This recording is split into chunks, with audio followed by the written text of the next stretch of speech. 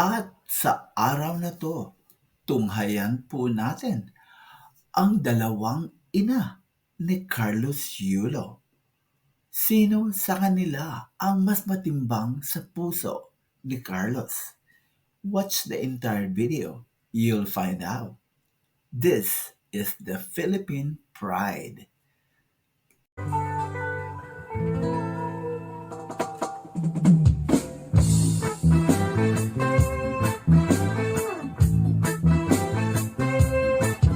Nang isilang ka sa mundong ito, naging tuwa ng magulang mo.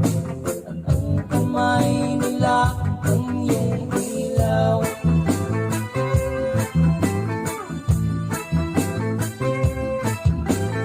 Ang nanay at tatay mo'y malaman ng gagawin. Minamasdan pati pagtulog mo.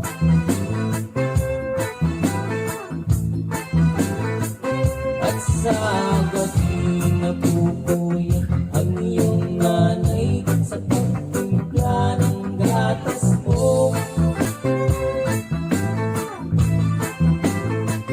At sa umaga na may kalong ka ng iyong ama, tuwang-tuwa sa'yo.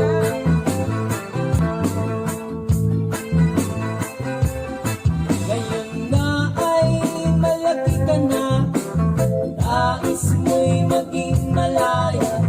Di man sila kaya't walang magagawa.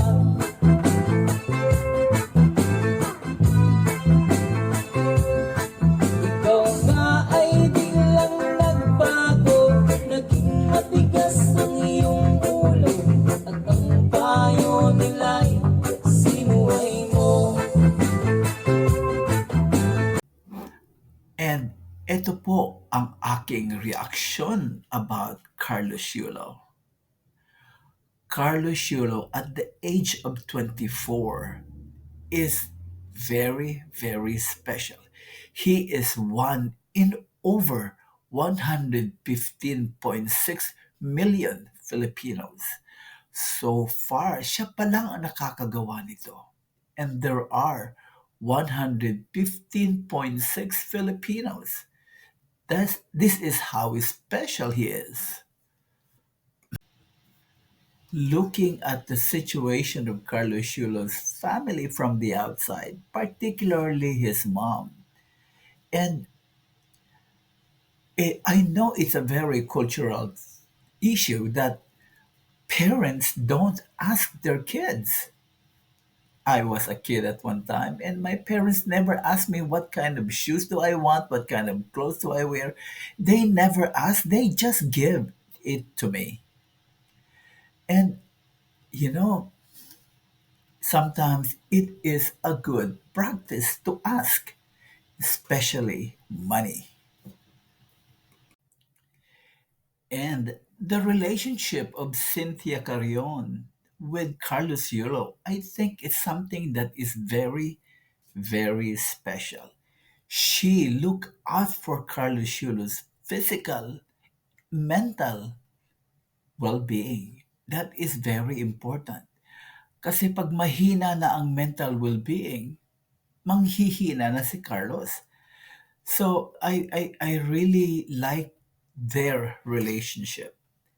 And I know they're still trying to get more gold medals for 2028.